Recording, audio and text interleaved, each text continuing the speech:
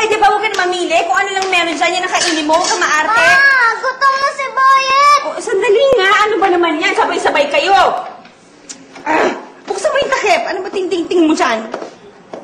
Mama! Tumay si Luella! Ano ba naman yan? Sandali lang, sabay-sabay naman kayo. Sandali. Oh, haluin mo! Ano ba? Tingin ka na tingin dyan. Oh, tingnan mo yung kapatid mo. Bawo! Tingnan mo yung kapatid mo, huwag kang maarte. Ito naman si Luella, oo. Ang laki-laki mo na. Hindi ka pa rin marunong magsabi kung kailan ka magpupupo. Ay, yung noodles na susunog! Ano ba? Sabay-sabay ka mag-utos. Sandali lang, isa lang ako. Punyet! Ano ba? Tinitingin mo na ako. Tulungan mo kaya ako. Tingnan mo yung kapatid mo.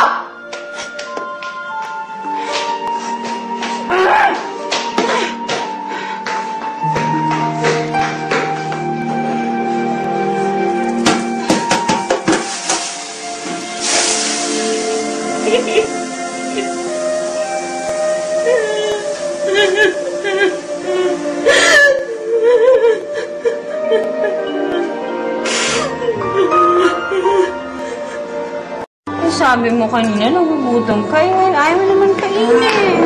Lola! Ano? Mama, buti dumating ka. Ang hirap pa kainin nito. Ako na lang. Sige, anak. Ako na dyan.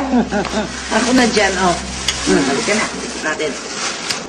Anak naman, anak. Kaya naman pala. Kaya alat-alat. O, ayan. Sige, ayan. Binili kong merienda. Kainin na yan. Gusto rin niya ng suman. Masarap ba? Siyempre, bili yan ng Lola. Of course. You are welcome, darling. Lola, ipasyal niyo po kami, Siyempre naman. Pero kapag mabait kayo, meron kayong free, libre na ice cream from Lola. Wow! Oh, yes. Ang bigat na nitong anak mong to. Lumipas ang panahon na hindi ko namalayan. Sa loob ng pamamahay na yon, parang hindi ako nakikita ng mga anak ko.